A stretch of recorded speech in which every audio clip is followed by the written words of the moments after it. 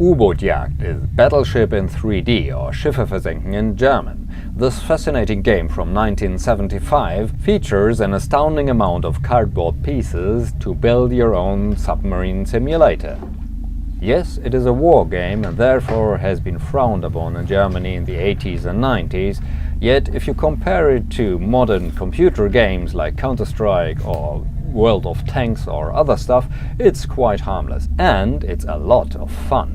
So let's start unboxing. And I've been quite fascinated as I used by the sunken submarine and the other submarines cruising around and launching torpedoes.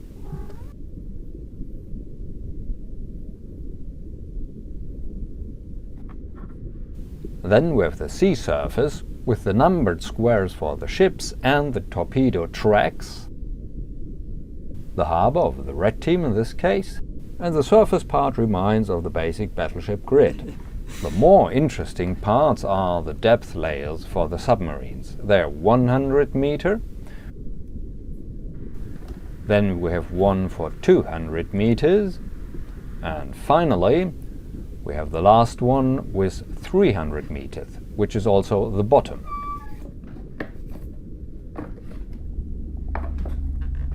But we also have the target tracking device.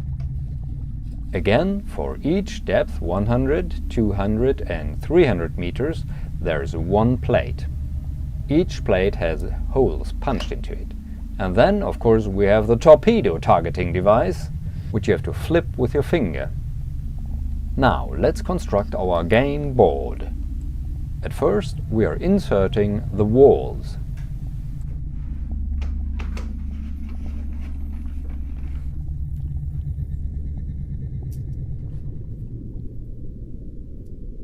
After inserting sort of the bottom of the sea, we come to the different depths for the submarines, which means the 200 meters and the 100 meter stages.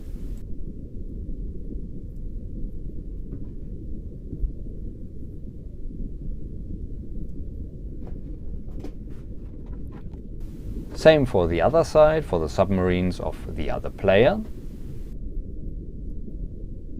And finally, we put the sea plate on top. Before we can start, we have to insert the tracking plates. Those will help us to track down our opponent's submarines.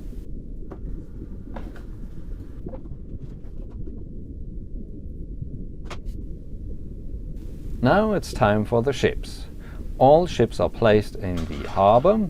In this case, we are the red player, and so the opponent, the yellow player, is placing his ships in the red harbor here.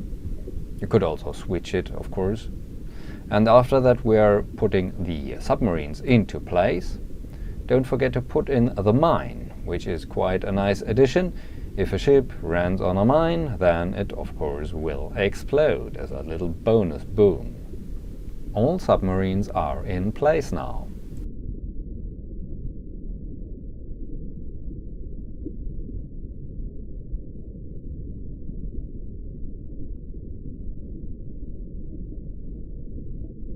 Before we start, every ship has to be equipped with the depth charges in white. Then we can start, and each player moves their ship between 1 and 3 squares. After moving, a player can decide to fire a depth charge. He takes the depth charge from the model and announces at which depth he wants to throw it. He can only throw it underneath the ship, not on another square. In our example, it would be square 23, either 100, 200 or 300 meters. If there is no submarine on that square in that depth or on the adjacent squares, then it's a miss. But if a submarine stands on the adjacent squares at the right depth, or even right below or above on a depth, then it would be a close call, and you would mark it on your tracking device with a red blip. Not diagonally though. So a close call would be 17, 22, 29, 24. If you hit a submarine though, then it would be a hit and the submarine would be destroyed. The opponent marks this with a yellow or a red flag, depending on who's hit. Only the opponent of the submarine player, not the submarine player himself, marks it on his tracking device, of course.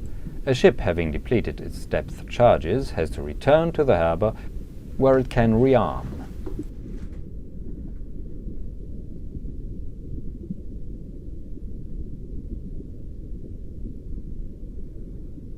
Now the submarines might seem like sitting ducks, but they are dangerous.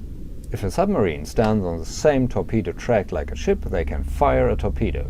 Submarines can't move though. If the torpedo marker ends up in the red area, then the ship is destroyed.